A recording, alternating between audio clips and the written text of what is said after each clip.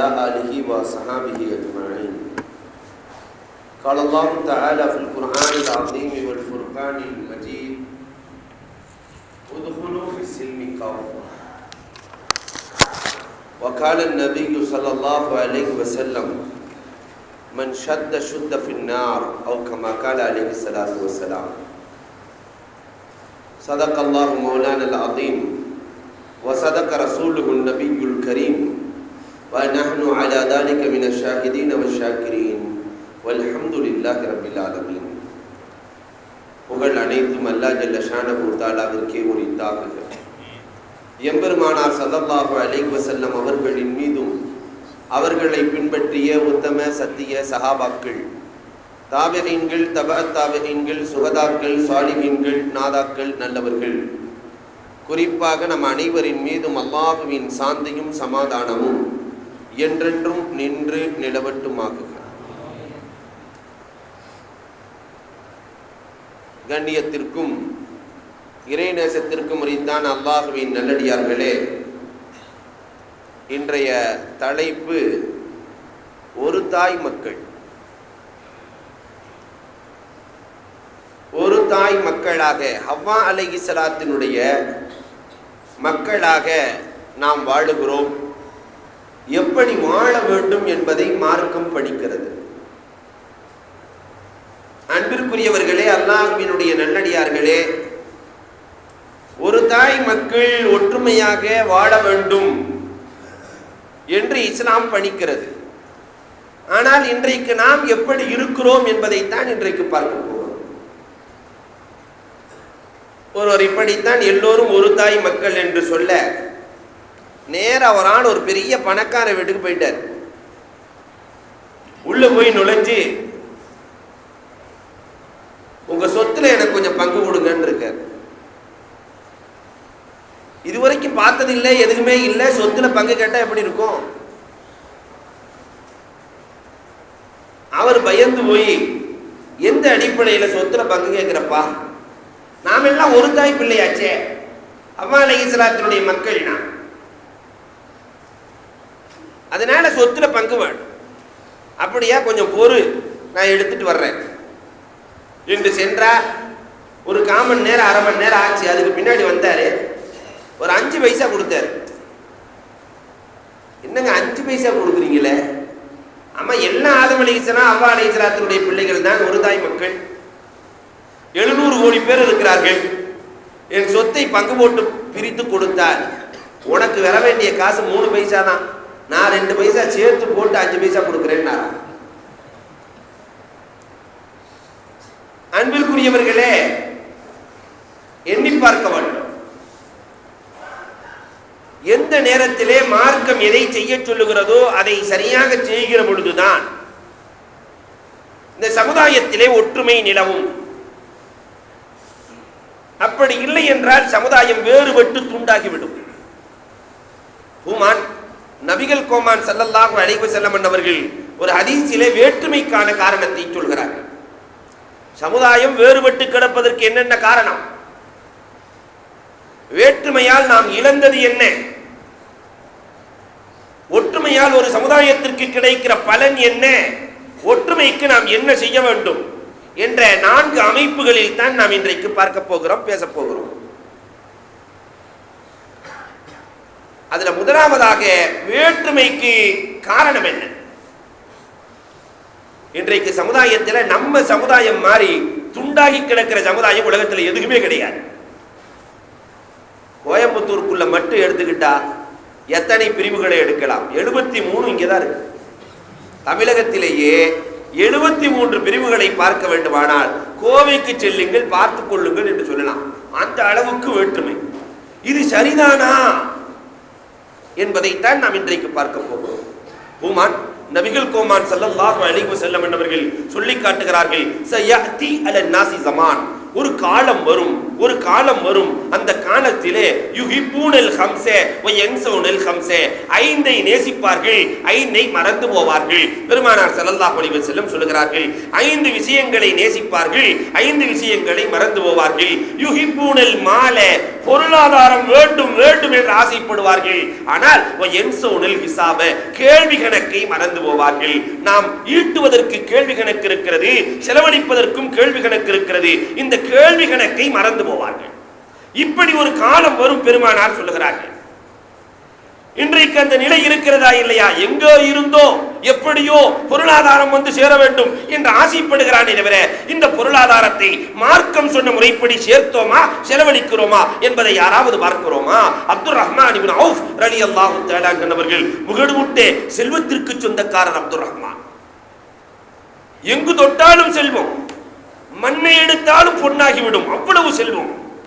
ஆனாலும் அவர்கள் அழுது கொண்டே இருப்பார்களாம், ரப்புல் ஆலமீன் இவ்வளவு செல்வத்தை கொடுத்து விட்டானே, நான் எப்படி இதை சரியாக செலவழிப்பது என்று அழுது கொண்டே சொல்கிறார்கள். ஒரு நாள் நோன்பு திறக்கிற வேளையிலே அப்துல் ரஹ்மான் இப்னு அவுஃப் ரலியல்லாஹு தஆலா அவர்கள் அழுது கொண்டிருக்கிறார்கள். மனைவி கேட்கிறார்கள், என்ன காரணத்தினால் அழுகிறீர்கள்? புகாரி ஷரீஃபிலே பதிவான ஹதீஸ் இந்த ஹதீஸ். உடனே அவர்கள் சொன்னார்கள், என் சகோதரர் முஸ்அப் இப்னு உமைர் ரலியல்லாஹு தஆலா உஹது போர்க்களத்திலே ஷஹீதாகிறார்கள். அந்த முஸ்அப் இப்னு உமைர் இஸ்லாத்திற்கு வருவதற்கு முன்னால் காலையில் ஒரு உயர்ந்த ஆடை போடுவார்கள், மாலையில் ஒரு உயர்ந்த ஆடை போடுவார்கள். ஆனால் இஸ்லாத்தில் இணைந்ததற்கு பிறகு அவர்களின் நிலை என்னது தெரியுமா? வறுமையிலும் வறுமையாக மாறி ஷஹீதானதற்கு பிறகு அவர்களுக்கு ஒரு ஆடையிலே கஃனிடப்படுகிறது. தலையை மூடினால் கால் தெரிகிறது, காலை மூடினால் தலை தெரிகிறது. இரண்டும் இந்த நிலையிலே என் தோழர் ஷஹீதாக்கப்பட்டு அடக்கப்பட்டார். ஆனால் இறைவன் எனக்கோ இவ்வளவு பொன்னையும் பொருளையும் கொடுக்கிறானே, நான் சகாபாக்கள் எல்லாம் கணக்கு கொடுத்ததற்கு பிறகு 500 ஆண்டுகளுக்கு பிறகுதானே நான் சொர்க்கம் செல்ல முடியும் என்று நினைத்து அழுவார்களாம். அப்துல் ரஹ்மான் இப்னு அவுஃப் ரலியல்லாஹு தஆலா பொருளாதாரம் ஈட்டுவதை விட அதை எப்படி செலவழிப்பது என்று எண்ணி வாழ்ந்தார்கள். அன்புக்குரியவர்களே, இன்றைக்கு அந்த நிலை இருக்கிறதா? பொருளை பிரியப்படுவார்கள், அதே நேரத்திலே அதற்கு கேள்வி கணக்கு இருக்கிறது என்பதை மறந்து போவார்கள். பகதாது மாநகரம் அன்றைக்கு ஏராளமான சொத்துக்களை சேர்த்து வைத்திருந்தார்கள் அரசர்கள். பாலமா தங்க வச்சிருந்தான். தாத்தாரியாக்கள் படையெடுக்கிறார்கள். அரசன் மாட்டுகிறான். தாத்தாரியாக்களின் தலைவன் ஹலாக்கு கான்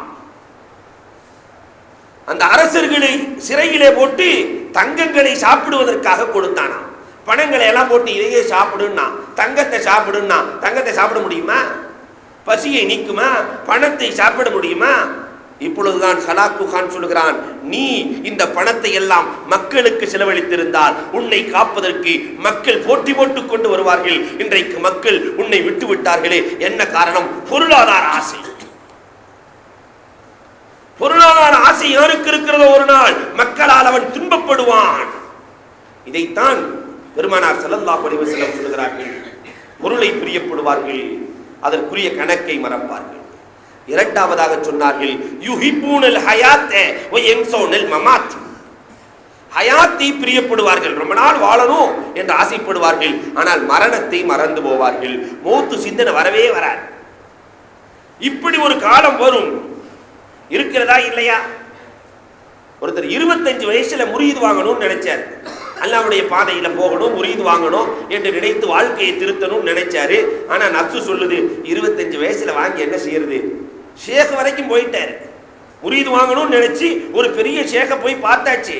ஆனாலும் மனசு ஏத்துக்கல. ஒரு கல்யாணம் பண்ணிட்டு நாம முரீது வாங்கிக்கலாமே என்று எண்ணுகிறார். கல்யாணம் பண்ணி முடிச்ச உடனே ஒரு குழந்தை பெத்த உடனே போய் முரீது வாங்கிக்கலாமே நினைச்சாரு. குழந்தை பிறந்ததுக்கு பின்னாடி அதை ஸ்கூல்ல சேர்த்த உடனே முரீது வாங்கிக்கலாம் நினைச்சாரு. ஸ்கூல்ல சேர்த்ததுக்கு பின்னாடி ஒரு 5வது முடிக்கட்டுமே அப்புறம் வாங்கிக்கலாம் நினைச்சாரு. 5வது முடிச்ச உடனே 10வது முடிக்கட்டுமே, SSLC முடிச்ச உடனே நாம முரீது வாங்கிக்கலாம் நினைச்சாரு.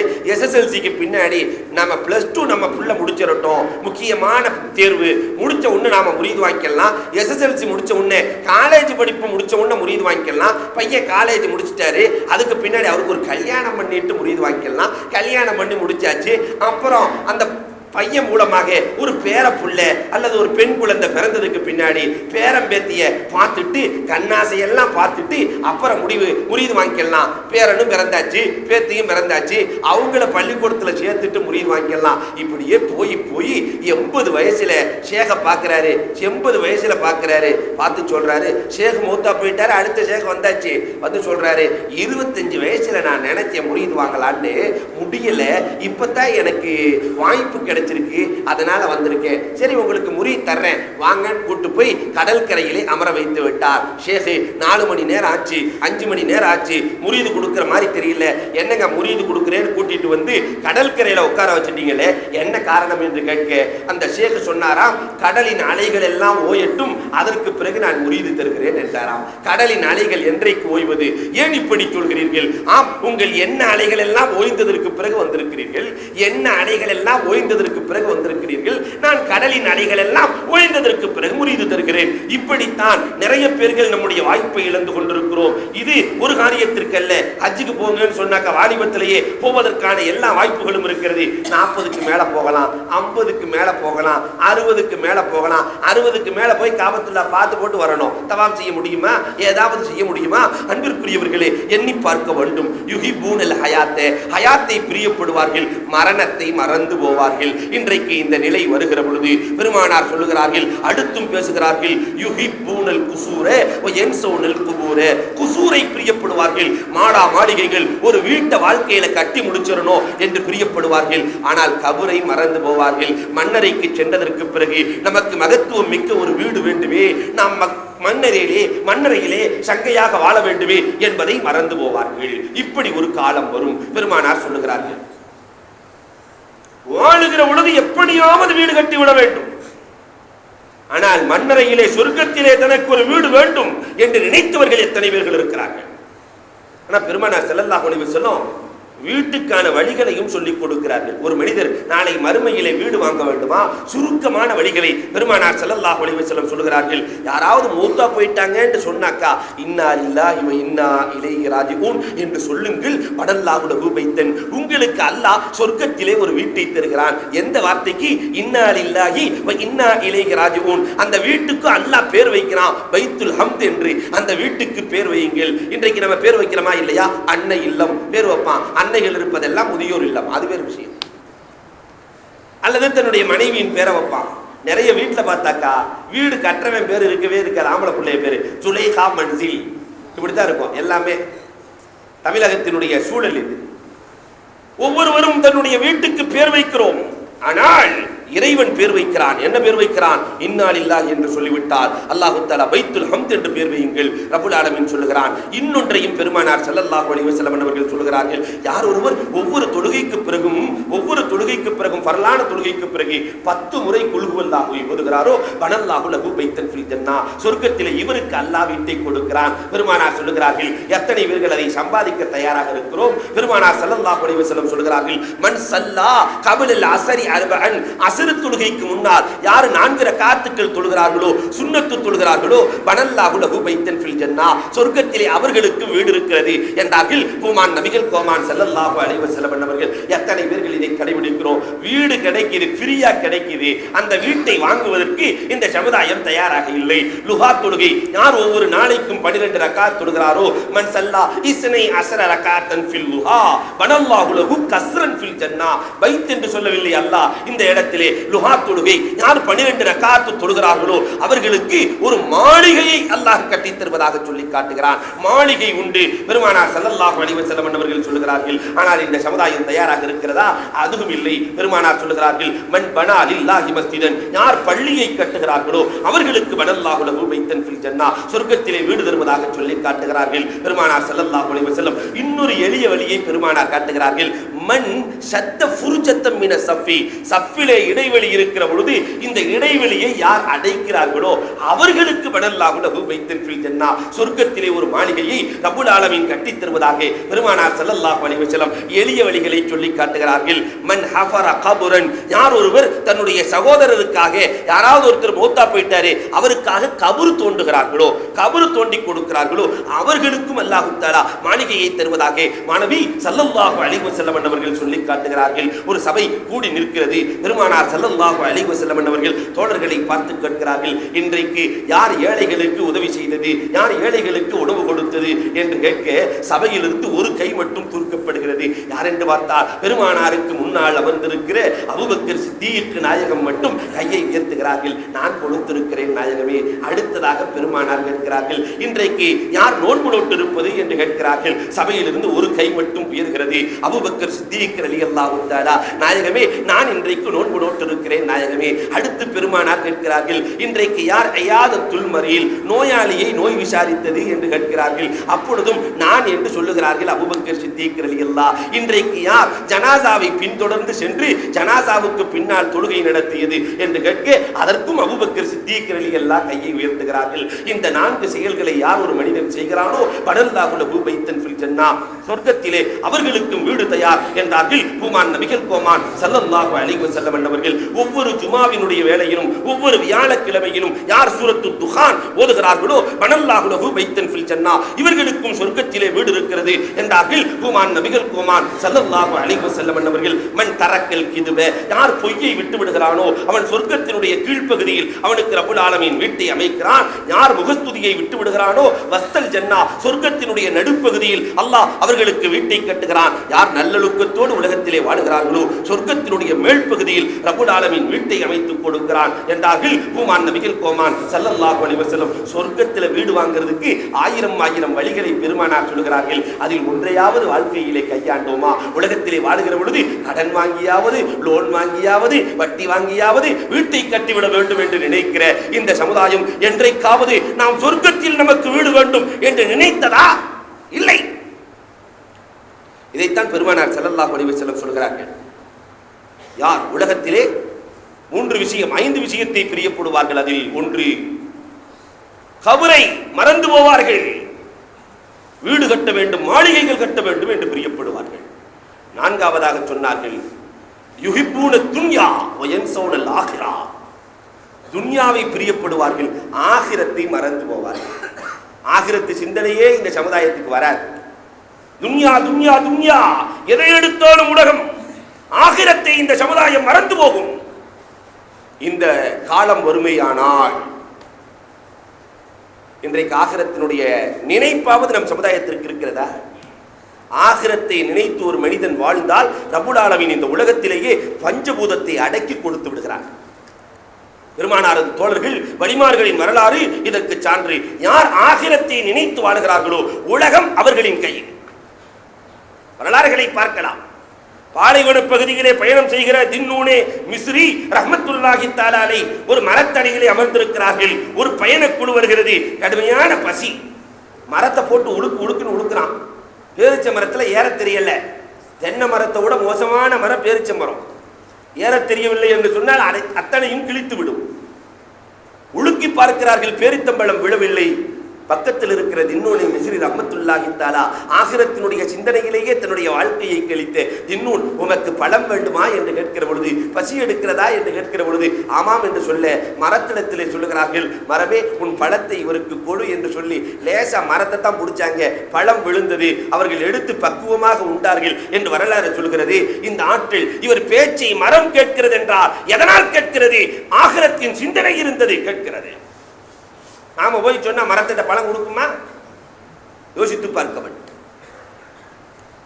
யாக்கூப் இப்னு லைஸ் பெரிய அரசர், உடல்நிலை சரியில்லாமல் தவித்துக் கொண்டிருக்கிறார். இந்த நேரத்தில் முபாரக் இப்னு அப்துல்லா ரஹ்மத்துல்லாஹி தஆலா அலைஹி விஷயம் தெரிகிறது. அவர்கள் செல்லுகிறார்கள் நோய் விசாரிப்பதற்காக. எல்லா மருத்துவர்களும் கைவிட்டு விட்டார்கள். நீங்கள் என்ன சொல்கிறீர்கள் என்று அரசர் கேட்கிற பொழுது, உங்கள் சிறையிலே அநியாயமாக ஒருத்தரை நீங்கள் அடைத்து வைத்திருக்கிறீர்கள், அவரை வெளியே விடுங்கள், உங்களுக்கு ஆரோக்கியம் கிடைக்கும் என்றார்கள். முபாரக் இப்னு அப்துல்லா, வெளியே விடுங்கள், ஆரோக்கியம் கிடைக்கும். யாரென்று கேட்க அந்த நபரை குறிப்பிடப்படுகிறது.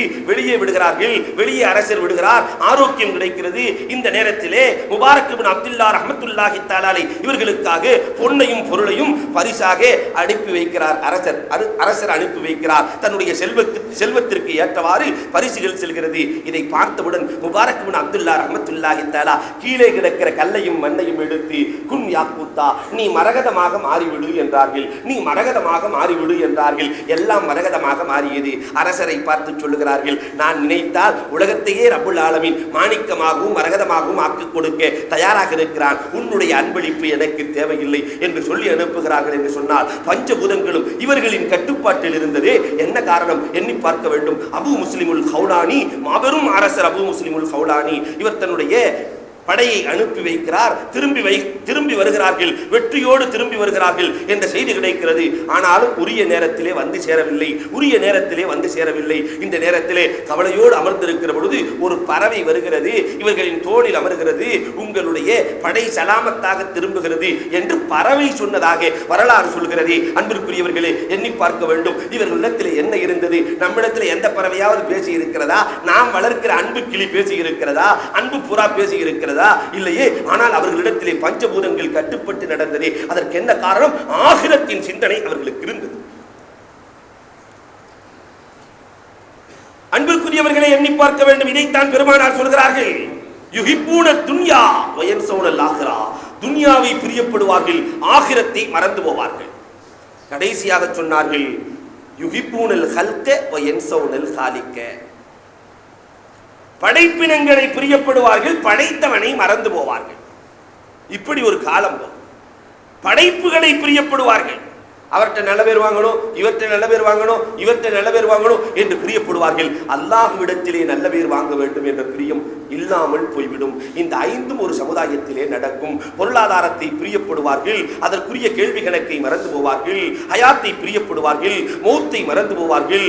குசூர்களை, மாளிகைகளை பிரியப்படுவார்கள், மன்னரையை மறந்து போவார்கள். துன்யாவை பிரியப்படுவார்கள், ஆகிரத்தை மறந்து போவார்கள். படைப்பினங்களை பிரியப்படுவார்கள், படைத்தவனை மறந்து போவார்கள். இந்த ஐந்தும் நடந்தால் இன்ன உம்மத்தி லயுமஸ்ஸகுன், என் சமுதாயம் துண்டு துண்டாக சிதறடிக்கப்படுவார்கள் என்றார்கள் பெருமானார் ஸல்லல்லாஹு அலைஹி வஸல்லம். என் சமுதாயம் பிரிந்து போவார்கள் என்றார்கள் பெருமானார் ஸல்லல்லாஹு அலைஹி வஸல்லம். இன்றைக்கு அந்த நிலை இருக்கிறதா இல்லையா எண்ணி பார்க்க வேண்டும். வேறு எதனால் இந்த சமுதாயம் பிரிந்து போகிறது? அன்பிற்குரியவர்களே, நஃப்ஸ் பரஸ்தி என்று சொல்லுவார்கள். தான் தான் பெரிய ஆள் எல்லாருமே நினைக்கிறான். சமுதாயம் பிரிந்து போவதற்கான முக்கிய காரணிகளில் ஒன்று எல்லோருமே தன்னை பெரியவர்களாக நினைத்தல்.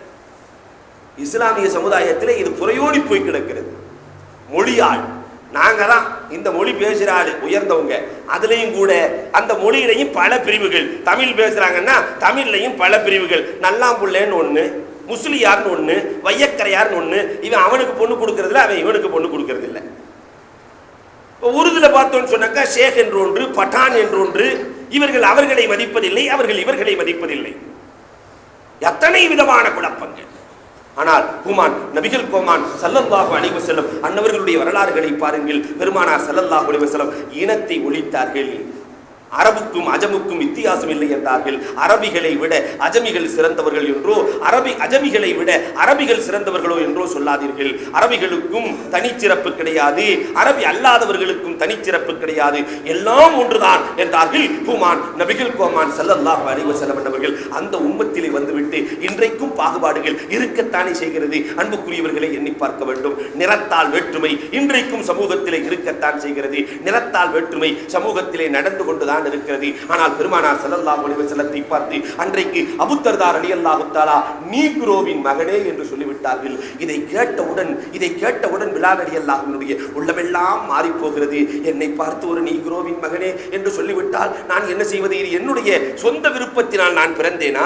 ரப்புல் ஆலமீன் கொடுத்ததல்லவா கருப்பு என்பது. பெருமானாரிடத்திலே சென்று சொல்ல அபூ தர்தாவை அழைத்து பெருமானார் சொன்னார்கள், அன்த மின் ஐயாமை ஜாஹிலியா, இன்னும் நீ மடமை காலத்திலே தான் இருக்கிறாய் என்று சொல்லுகிற பொழுது அபூ தர்தா ரலியல்லாஹு பிலால் ரலியல்லாஹு இடத்திலே வருகிறார்கள். சகோதரரே, என்னை மன்னித்துக் கொள்ளுங்கள் சகோதரரே என்று சொல்ல பிலால் ரலியல்லாஹு தஆலா மன்னிப்பையும் கொடுத்து விடுகிறார்கள். சரி சகோதரா, பரவாயில்லை என்று. ஆனாலும் நீங்கள் மன்னித்ததை நான் ஏற்றுக்கொள்ள வேண்டுமானால் நான் கீழே படுத்துக் கொள்கிறேன், என்னுடைய முகத்திலே உங்கள் காலை தூக்கி வைக்க வேண்டும் என்றார்கள் அபூ தர்தா ரலியல்லாஹு தஆலா. அதெல்லாம் வேண்டாம் சகோதரா, முடியவே முடியாது என்று கீழே படுக்கிறார்கள். அபூ தர்தா ரலியல்லாஹு கீழே செக்க செவந்த அந்த மேனி கீழே படுக்கிறது. பெருமானார் ஸல்லல்லாஹு அலைஹி செல்லத்தினுடைய அன்பை பெற்ற பிலால் ரலியல்லாஹு தஆலா தன்னுடைய காலை எடுத்து முகத்திலே வைத்தார்கள். அதற்கு பிறகுதான் எழுந்து சென்றார்கள் என்று வரலாறு சொல்கிறது. அன்புக்குரியவர்களை எண்ணி பார்க்க வேண்டும். இனபேதம், நிறபேதம், மொழி பேதம் அத்தனையும் பெருமானார் ஸல்லல்லாஹு அலைஹி வஸல்லம் அகற்றினார்கள், ஒற்றுமையை ஏற்படுத்தினார்கள். ஆனால் இன்றைக்கு சமுதாயத்திலே இன்னும் அந்த வேதம் மாறவில்லை. நம் சமுதாயத்திலே அதுவும் குறிப்பாக இந்த இனபேதத்தால், இந்த நிறபேதத்தால், மொழி பேதத்தால் இஸ்லாமிய பெண்மணிகள் நிறைய பேர் மாண்டு கிடக்கிறார். நீங்கள் எல்லாம் ஒரு 2 மாதங்களுக்கு முன்னால் நீங்கள் படித்திருக்கலாம் என்று நான் நினைக்கிறேன். 3 இஸ்லாமிய பெண்மணிகள் வரதட்சணை கொடுமையா, 3 இஸ்லாமிய பெண்மணிகள் வரதட்சணை கொடுக்க முடியவில்லை என்ற காரணத்தினால் தன்னுடைய தலையை தண்டவாளத்திலே வைத்து 3 பேர்கள் இறந்து போகிறார்கள். என்ன காரணம் என்று கேட்கிற பொழுது, என்னை கட்டுவதற்கு சமுதாயத்திலே ஆள் இல்லை என்றார்கள். இஸ்லாமிய சமுதாயத்திலே இத்தனை கோடி பேர் நிறைந்திருக்கிற இந்த சமுதாயத்திலே அவர்களை மணமுடிக்க ஆள் இல்லை. என்ன காரணம்? உயர்ந்தவனை மட்டும் திருமணம் முடிக்க வேண்டும் என்ற கலாச்சாரம். தன்னை விட உயர்ந்த இடத்துல தான் பார்க்கிறாங்களே தவிர யாரும் தாழ்ந்த இடத்திலே பார்ப்பதில்லை. அப்படியே ஒரு ஏழை பெண்ணை வீட்டுக்கு கூட்டு போனாலும் அங்கே பலவிதமான கொடுமைகள். மூத்த மருமகளுக்கு ஒரு கவனிப்பு, இளைய மருமகளுக்கு ஒரு கவனிப்பு என்ற சூழல் இன்றைக்கு சமுதாயத்திலே நிலவி வருகிறது. எங்கு பார்த்தாலும் வேற்றுமை. அன்புக்குரியவர்களே, எண்ணி பார்க்க வேண்டாமா? இந்த வரதட்சணைக்கு என்னதான் தீர்வு? மொழியால், இனத்தால், நிறத்தால் வேற்றுமை. ஒரு கருப்பா ஒரு பொண்ணு பிறந்துருச்சுன்னு சொன்னா மாஷா அல்லாஹ், வெள்ளையா பிறந்த பொண்ணுக்கே நல்ல மாப்பிள்ளை கிடைக்கிறது இல்லை. கருப்பா பிறந்துருச்சுன்னு சொன்னாக்கா அந்த பெண்ணை கட்டுவதற்கு நம் சமுதாயத்திலே யார் இல்லை. அவர்களுடைய உள்ளத்தை பார்ப்பதற்கு இந்த சமுதாயம் தயாராக இல்லை. உள்ளத்திலே அவ்வளவு சிவந்த பெண்ணாக இருக்கிறார். ஆனாலும் கூட இந்த சமுதாயம் கருப்பு கருப்பு கருப்பு என்றே ஒதுக்கி வைத்து எத்தனையோ பெண்மணிகள் மனக்கோட்டையால் வாழ்ந்து கொண்டிருக்கிறார்கள். இதற்கு இந்த சமுதாயம் தான் பதில் சொல்லியாக வேண்டும். எங்கு பார்த்தாலும் வேற்றுமை. வேற்றுமை உணர்வால் நிறைய பெண்மணிகள் நம் சமுதாயத்திலே பாதிக்கப்பட்டு கிடக்கிறார்களே, இதற்கு என்னதான் தீர்வு? அதனால நஃப்ஸ் பரஸ்தி நீங்க வேண்டும். சமுதாயத்தை விட்டு நான் தான் உயர்ந்தவன், நான் தான் தாழ்ந்தவன் என்ற தன்மை நீங்க வேண்டும். இந்த தன்மை இருந்தால்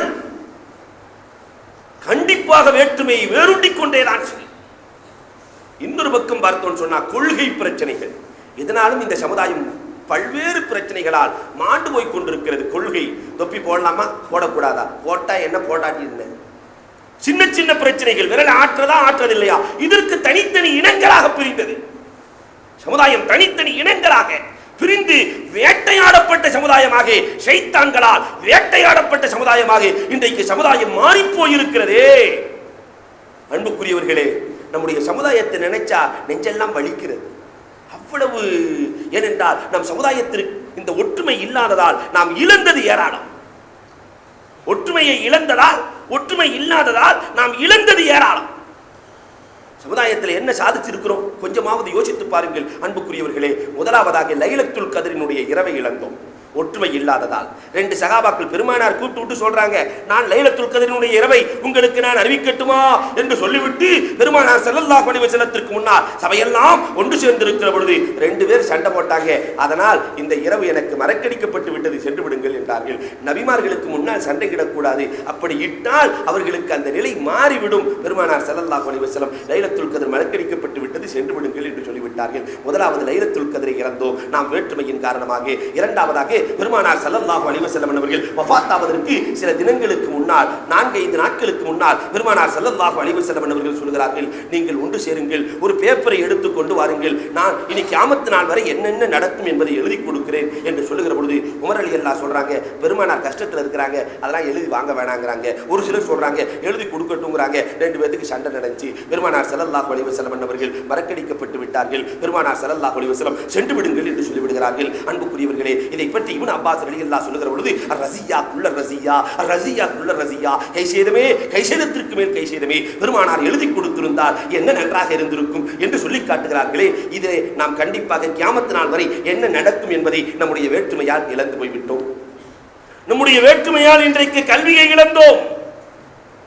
3% நம்ம சமுதாயத்திற்கு ஒதுக்கப்பட்டிருக்கிறது என்று சொன்னால் அன்பிற்குரியவர்களே, இந்த சமுதாயத்தினுடைய கெப்பாசிட்டி என்ன? இந்த சமுதாயம் பேக்வேர்ட் கம்யூனிட்டி. அன்பிற்குரியவர்களே, நாட்டை ஆண்ட சமுதாயம் இந்த சமுதாயம். நாட்டை ஆண்ட சமுதாயம், நாட்டையே விட்டுக் கொடுத்த சமுதாயம் சமுதாயம். இந்த சமுதாயம் இன்றைக்கு தலை குனிந்து நிற்கிறதே, யாரும் தூக்குவதற்கு ஆள் இல்லாமல் இருக்கிறதே. அதற்கு என்ன காரணம்?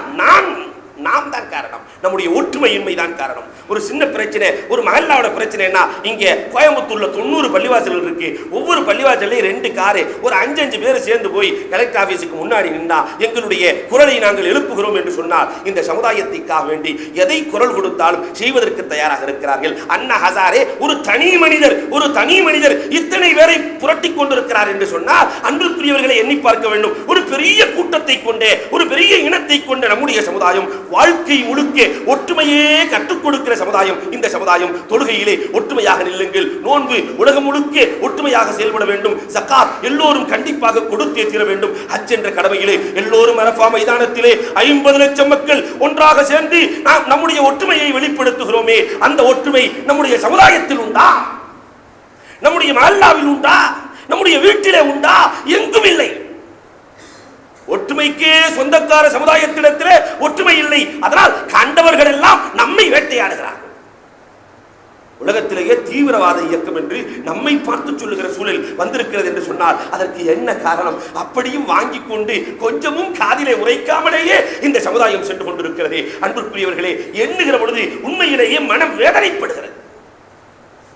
உலகத்தில் இருக்கிற எல்லோருக்கும் நல்லதை போதிக்க வேண்டும், நல்லதை செய்ய வேண்டும். உலகத்தில் இருக்கிற எல்லோரும் ஒருதாய் மக்கள் என்று உரைத்து கூறிக்கொண்டிருக்கிற நம்மை பார்த்து சொல்லுகிற வார்த்தைகள். ஆனால் அதற்கெல்லாம் இந்த சமுதாயம் அசைந்து கொடுக்கிற மாதிரி இல்லை. கல்வியை இழந்தோம், பொருளாதாரத்தை இழந்தோம், அரசியலை இழந்தோம். இதற்கெல்லாம் மேலாக நம்முடைய பண்பாட்டை இழந்திருக்கிறோம், நம்முடைய கலாச்சாரத்தை இழந்திருக்கிறோம். நம் சகோதரர்கள் இஸ்லாமியர்கள் என்று காட்டுவதற்கு வெட்கப்படுகிறார்கள். தொப்பி போட்டுட்டு வெளியே போக வெட்கப்படுறான், தாடி வச்சுட்டு வெளியே போக வெட்கப்படுறான், இந்த கலாச்சாரத்தை காட்டுவதற்கு வெட்கப்படுகிறான். நம்மை விட பன்மடங்கு சிறிய அமைப்பாக இருக்கிற சிங்குகள் என்ன தைரியமாக செல்கிறான், தன்னுடைய கலாச்சாரத்தை வெளிக்காட்டுவதிலே பெருமை கொள்கிறான். காலேஜுக்கு போகும்போது அந்த தலப்பாவோட போறான். ஆனா நம்ம சமுதாயம் என்றைக்காவது தாடியோடு சென்றிருக்கிறதா? இல்லையே. ஒரு இடத்துல பள்ளி கட்டுவதற்கு நமக்கு சொந்தமான நாடு இந்திய நாடு, நம் நாடு தமிழ்நாடு, நம் நாடு, நாம் வாழுகிற இடம், அதிலே நமக்காக ஒரு பள்ளி கட்ட முடியவில்லை. என்ன காரணம்? நம்மிடத்தில் ஒற்றுமை இல்லை.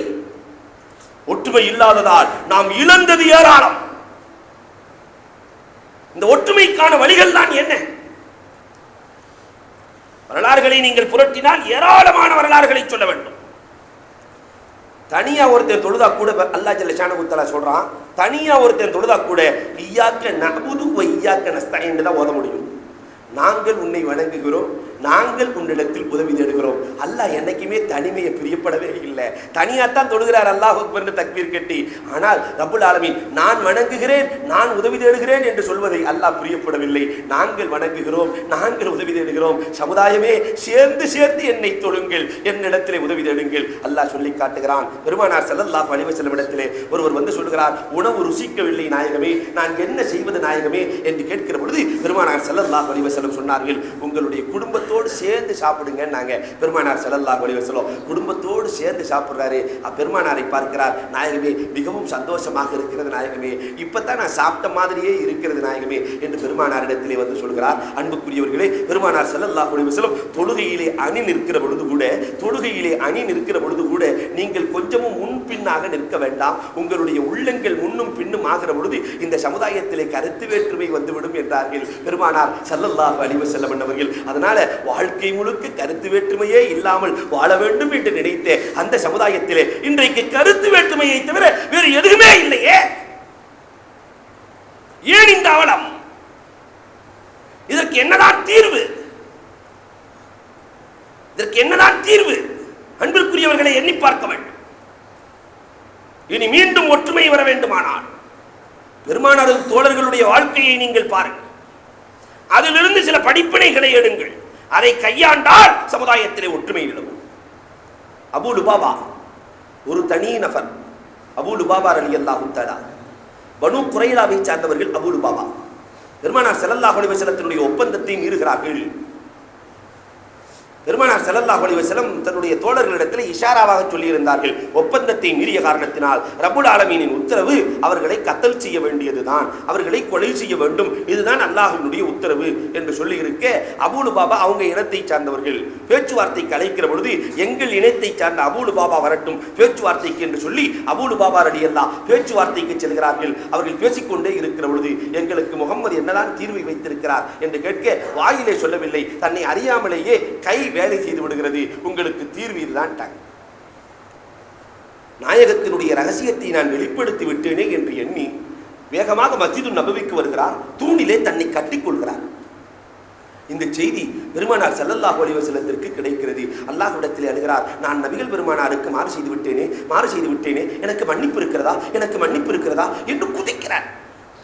இந்த செய்தி பெருமானாருக்கு சென்றவுடன் நபிகள் நாயகம் ஸல்லல்லாஹு அலைஹி வஸல்லம் நேரடியாக என்னிடத்திலே வந்திருந்தால் நான் அல்லாஹ்விடத்திலே முறையிட்டிருப்பேன். அவர் தன்னை அல்லாஹ்வோடு சம்பந்தப்படுத்திக் கொண்டார். அல்லாஹ்வினுடைய உத்தரவு வராதவரை என்னால் ஒன்றும் செய்ய முடியாது.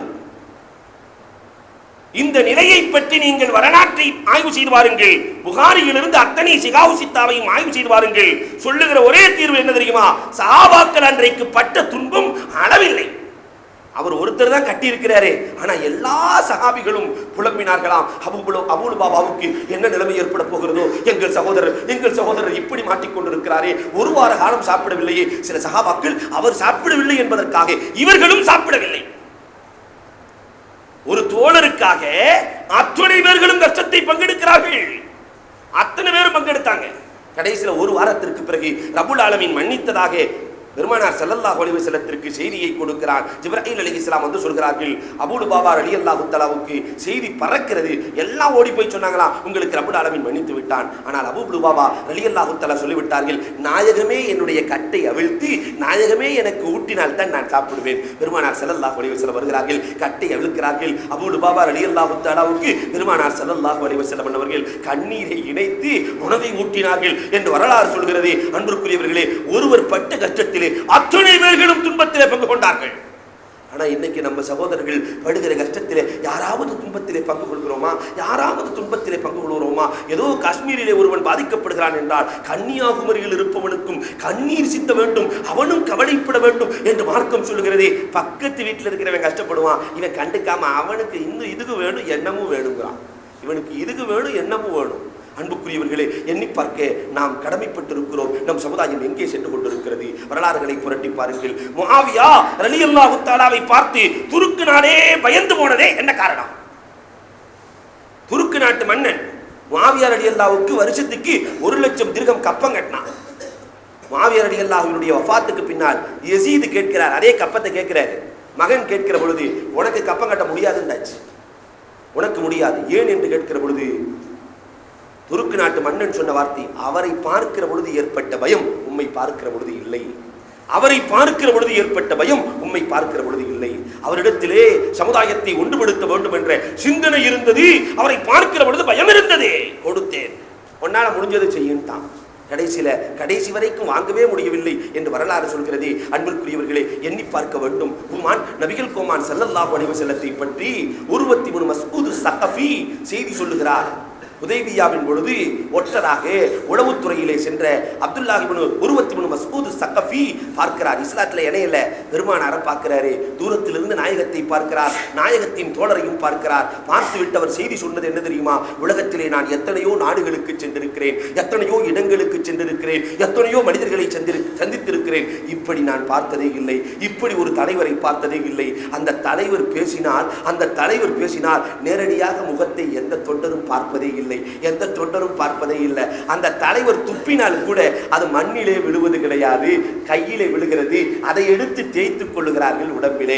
யாருக்கு பட்டிருக்கிறதோ அவருடைய மேனியிலே, அவர் யார் தன்னுடைய மேனியிலே தேய்த்துக் கொண்டாரோ அவரை தொட்டு மற்றவர்கள் தேய்த்துக் கொள்ளுகிறார்கள். பெருமானாரினுடைய எச்சில் கூட, நாயகத்தினுடைய எச்சில் கூட பூமியில் விழுவதில்லை. நபிகள் நாயகம் ஒளி செய்வார்களே, ஆனால் அந்த தண்ணீர் பூமியில் விழுவதில்லை, எடுத்து தேய்த்துக் கொள்கிறார்கள். கிடைக்காதவர்கள் கிடைத்தவர்களின் கையை தேய்த்துக் கொள்கிறார்கள். இப்படி ஒரு தலைவரை நான் பார்த்ததே இல்லை, இவர்களிடத்திலே நீங்கள் மோதினால் உங்களுக்கு தோல்விதான் என்று உருவத்தி மஸ்ஊத் ஸகஃபி சொல்லிவிட்டு மீண்டும் அவர் வருகிறார், இஸ்லாத்தில் இணைகிறார் என்ற வரலாற்றை பார்க்கிறோம். அந்த சகோதரர்களுக்கு மத்தியிலே பெருமானார் ஏற்படுத்திய ஒற்றுமை இருக்கிறதே, எவ்வளவு அற்புதமான ஒற்றுமையை நபிகள் நாயகம் ஸல்லல்லாஹு அலைஹி வஸல்லம் ஏற்படுத்தினார்கள். இன்றைக்கு அப்படி ஏற்படுத்துகிற அரசியல் தலைவர்களாவது நம்மிடத்தில் இருக்கிறார்களா என்றால் அதுவும் இல்லையே. அன்பிற்குரியவர்களே, எண்ணி பார்க்கிற பொழுது நம் சமுதாயம் வேற்றுமையிலேயே வேறிருந்து போன சமுதாயமாக இன்றைக்கு எல்லோராலும் பந்தாடப்படுகிற சமுதாயமாக இருக்கிறது.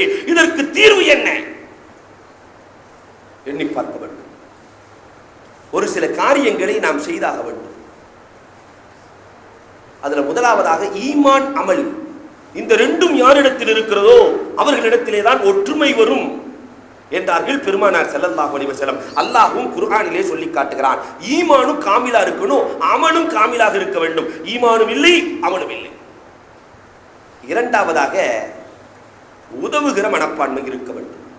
சமுதாயத்திற்காக உதவி செய்கிற மனப்பான்மை இருக்க வேண்டும்.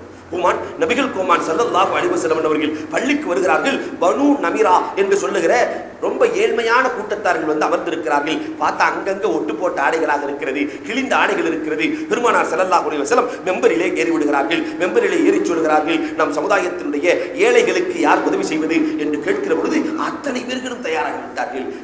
ஒரு பக்கம் பார்த்தா வெறும் ஆடைகளாக குவிந்திருக்கிறது, ஒரு பக்கம் பார்த்தால் உணவுகளாக குவிந்திருக்கிறது, ஒரு பக்கம் பார்த்தால் வாகனங்களாக இருக்கிறது, ஏராளமான உணவுப் பொருள்கள்.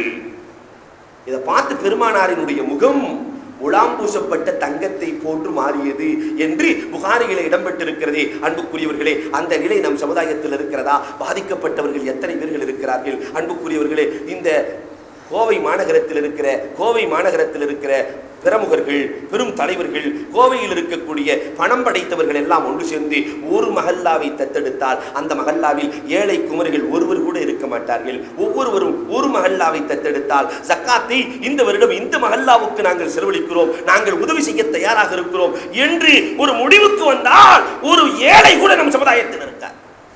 அல்லது ஒவ்வொரு குடும்பத்தை சார்ந்தவர்களும் தான் திருமணம் முடிக்கிற பொழுது ஒரு ஏழைக்கு மனம் முடிக்க வேண்டும், ஊதாரித்தனத்தை விட வேண்டும். இஸ்ராஃபுகள், வீண் விரயம் நம் சமுதாயத்தில் கையாளப்படுற மாதிரி வேறு உலகத்தில் எங்கேயுமே கையாளப்படவில்லை. 50 பவுனு 100 பவுனு என்பதெல்லாம் போய் இன்னைக்கு 500 பவுனு. ஒரு இடத்துல ஈரோடு நகரத்திலே 1600 பவுன் ஒரு பெண்ணுக்கு போடப்பட்டிருக்கிறது. அவ எப்படி தூக்கிட்டு போவான்னு தெரியல. 1600 பவுன் போடப்பட்டிருக்கிறது. இன்னொரு பக்கம் 6 பவுனுக்கு கூட வழி இல்லாமல் தன்னை மடித்துக் கொள்ளுகிற எத்தனையோ ஏழை பிள்ளைகள் ஒரு பக்கம் கண்ணீரை சிந்திக் கொண்டிருக்கிறார்கள். இங்கு ஒரு பக்கம் அவலங்கள் நடக்கிறது, இன்னொரு பக்கம் பார்த்தால் அனாச்சாரங்கள் மிகுந்து கிடக்கிறது. இதுதான் நம் சமுதாயத்தின் நிலையா? அன்புக்குரியவர்களே, தன்னுடைய வசதிக்கு ஏற்றவாறு பிள்ளைகளை கரை சேர்க்க வேண்டும் என்று பணக்காரர்கள் நினைத்தால் நம் சமுதாயத்தில் எவ்வளவு அமைப்பு ஏற்பட்டு ஒற்றுமை நிலவும். ஆனால் சமுதாயம் அதற்கு தயாராக இல்லையே. ஒரு இலை 2500 ரூபாய்க்கு போடுவேன் என்று பெருமையை காட்டுகிறான். ரப்புல் ஆலமீன் நினைத்தால் அழித்து காட்டி விடுவான். எத்தனையோ பிள்ளைகளுடைய கண்ணீரில் இன்றைக்கு நம் சமுதாயம் வாழ்ந்து கொண்டிருக்கிறது. எத்தனையோ பிள்ளைகளின் கண்ணீரில் வாழ்கிறது. எனவே அன்பிற்குரியவர்களை எண்ணி பார்க்க கடமைப்பட்டிருக்கிறோம். உதவுகிற மனப்பான்மை வருகிற பொழுது எல்லோரும் சமுதாயத்திற்காக நம்ம நிறைய சம்பாதிக்கிறோம். அல்லாஹ் நமக்கு அறிவு கொடுத்தான், அல்லாஹ் நமக்கு பணத்தை கொடுத்தான், கொடுத்தவன் ரப்புல் ஆலமீன் அவன் ஏழைகளுக்கு கொடுக்க சொல்கிறானே என்று ஏழைகளுக்கு உதவுகிற மனப்பான்மை வந்துவிட்டால் நம் பணத்தையும் அல்லாஹ் வளர்ப்பான், நம்மையும் அல்லாஹ் உருவாக்குவான். நபிகள் கோமான் ஸல்லல்லாஹு அலைஹி வஸல்லம் தபூக் போர்க்களத்திற்காக பொருளாதாரத்தை சேர்க்கிறார்கள். பெருமானார் ஸல்லல்லாஹு அலைஹி வஸல்லம் எல்லா பொருளாதாரத்தை கொண்டு வந்து கொடுக்குறாங்க. உஸ்மான் ரலியல்லாஹு தஆலா 300 ஒட்டகைகள் சரக்கோடு கொண்டு வந்து கொடுக்கிறார்கள். 300 ஒட்டகை சரக்கோடு கொண்டு வந்து கொடுக்கிறார்கள். ஒவ்வொருவரும் ஏராளமாக கொடுக்கிறார்கள். ஆனால் அபூ உகைல் ரலியல்லாஹு தஆலா ஒரு ஏழை சஹாபி தோட்டத்திலே நாமும் ஏதாவது கொடுக்க வேண்டுமே என்று எண்ணி போய் தண்ணீர் இறைத்து, தோட்டத்திலே தண்ணீர் இறைத்து சில பேரித்தம்பளங்களை மட்டும் சம்பாதித்து கொண்டு வருகிறார்.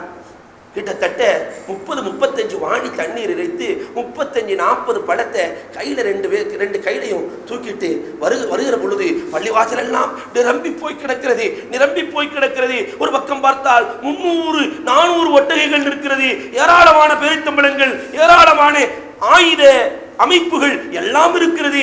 இவர் அப்படியே கையில நடுங்கிறாரு. இந்த பேரிச்சம்பளத்தை வச்சு என்ன செய்ய போறாங்க பெருமானார்? உள்ள போனா மஸ்ஜிதே நம்ம கேவலப்படுத்துமே, எல்லோருமே கேவலமாக நினைப்பார்களே என்று எண்ணி கையெல்லாம் நடுங்கிக் கொண்டிருக்கிறது, கையெல்லாம் நடுங்கிக் கொண்டிருக்கிறது. இதை தூரத்திலிருந்து பூமான் நபிகள் கோமான் ஸல்லல்லாஹு அலைஹி வஸல்லம் பார்த்து விடுகிறார்கள். பெருமானார் ஸல்லல்லாஹு அலைஹி வஸல்லம் அத்தனை பேர்களையும் விளக்கிக் கொண்டு அபூ உக்கைல் ரலியல்லாஹு தஆலாவினுடைய நெஞ்சிலே கை வைத்து, அபூ உக்கைல், அல்லாஹ் உன்னுடைய பதட்டத்தை நீக்குவானாக என்று சொல்லி அந்த பழங்களை வாங்கி வருகிறார்கள். வாங்கி வந்து எல்லா இடங்களிலும் பெருமானார் ஸல்லல்லாஹு அலைஹி வஸல்லம் தூவுகிறார்கள், எல்லா இடங்களிலும் பெருமானார் கொடுக்கிறார்கள். இந்த பழத்தால் தான் இத்தனை பொருளுக்கும் பரக்கத் என்றார்கள் பூமான் நபிகள் கோமான் ஸல்லல்லாஹு அலைஹி வஸல்லம். இவர் கொண்டு வந்த இந்த பழத்தால் தான் பெருமானார் அவருடைய இஹ்லாஸை பார்த்தார்கள், மன தூய்மையை பார்த்தார்கள். அல்லாஹ் ஜல்ல ஷானஹு தஆலா தபூக்கிலே போர் இல்லாமலே வெற்றியை கொடுத்தான், வரலாறு சொல்கிறதே. ஆனால் அன்புக்குரியவர்களே, நம் சமுதாயத்தை நினைத்து காப்பாற்ற வேண்டும் என்ற உணர்வு யாருக்குமே இல்லையே. கல்வி இழந்து போய் கிடக்கிற எத்தனையோ இளைஞர்கள் நம் சமுதாயத்தில் இருக்கிறார்கள். உழைப்பதற்கு முடியும் சக்தி இருக்கிறது, திறன் இருக்கிறது, ஆனால் போதிய வருமானத்திற்குரிய போதிய பணம் இல்லை. தொழில் தொடங்குவதற்கு போதிய அளவிற்கு பணம் இல்லை. அதை உருவாக்குவதற்காக ஒரு பைத்துல் மால், முறையான பைத்துல் மால் நம்மிடத்தில் இருக்கிறதா என்றால் அதுவும் இல்லை. அன்பிற்குரியவர்களை, கொஞ்சம் யோசிச்சு பாருங்க. நம்மை தூக்கி விடுகிற மேல் அமைப்புகளிலே கொண்டு செல்லுகிற அளவிற்கு அரசியல் பலமாவது நம்மிடத்தில் இருக்கிறதா? அதுவும் இல்லை. அதனால இருப்பவர்களாவது உதவி செய்தால் இந்த சமுதாயத்தில் மீண்டும் ஒற்றுமை நிலவும். அன்பு காட்ட வேண்டும். அடுத்து மார்க்கம் சொல்லுகிறது, உதவி செய்வதை போன்று சமுதாயத்தின் மீது அன்பு இருக்க வேண்டும், அக்கறை இருக்க வேண்டும். அதுவும் நம்ம சமுதாயத்தில் குறைஞ்சுக்கிட்டே வருது. ஒருத்தர் மேல அன்பு வைக்க வேண்டும். இன்னைக்கு நம்ம பார்க்கிற பார்வையெல்லாம் குறை பார்வை பார்க்கிறோமே தவிர அன்பு பார்வை பார்த்திருக்கிறோமா என்றால் அதுவும் இல்லை. இவன் நமக்கு ஒத்து வர மாட்டான். ஒரு பெரிய ஃபேக்டரி நடத்துகிறார், 400 பேர்கள் இருக்கிறார்கள். நான் கண்ணால் பார்த்தது 400 பேர்கள் 399 பேர் வேறக்கும். ஒரு முஸ்லிம் தோழருக்கு வேலை கொடுத்திருக்கிறார். ஒரு முஸ்லிம் 350 பேர்களுக்கு வேலை கொடுத்து ஒரு 50 பேர் மாட்டு மத சகோதரர்களை இணைத்திருந்தால் இவருக்கு மனதிலே நம் சமுதாயத்தை பற்றிய அக்கறை இருக்கிறது என்று பொருள். ஆனால் அப்படி இல்லையே. நம்ம சமுதாயத்தின் மீது என்ன அன்பு இருக்கிறது? அன்பு வேண்டும். தல்ஹத் இப்னு பர்ரா ரலியல்லாஹு தஆலாவின் மீது பெருமானாருக்கு அன்பு, பெருமானாரின் மீது தல்ஹத் இப்னு பர்ராவுக்கு அன்பு. வரலாறுகளை புரட்டுங்கள். இறக்கிற நேரத்தில் பெருமானார் ஸல்லல்லாஹு அலைஹி வஸல்லம் சொல்றாங்க, இன்றைக்கு இரவு தல்ஹத் இப்னு பர்ரா இறந்து போய் விடுவார், அவர் மௌத்தா போயிட்டார்னா எனக்கு சொல்லி அனுப்புங்கிறாங்க. பெருமானார் சொல்லிவிட்டு செல்கிறார்கள். தல்ஹத் இப்னு பர்ரா மயக்கத்திலிருந்து எழுகிறார். எழுந்தவுடன் சொல்கிறார், இன்றைக்கு ராத்திரி நான் மௌத்தா போயிருவேன் போல தெரியுது, மௌத்தானா ரசூலுல்லாஹ்வுக்கு சொல்லி அனுப்பிச்சிடாதீங்க.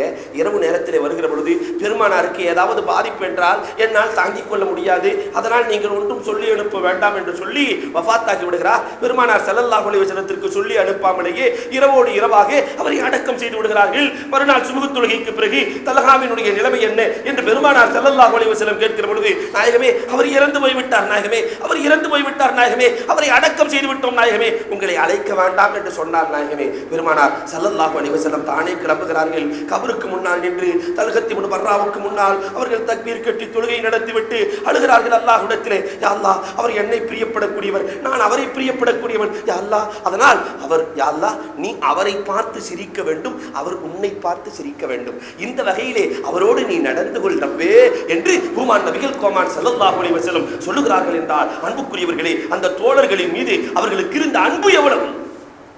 இன்றைக்கு இருக்கிற தோழர்கள் தலைவர்களுக்கு நம் சமுதாயத்தின் மீது அன்பு இருக்கிறதா?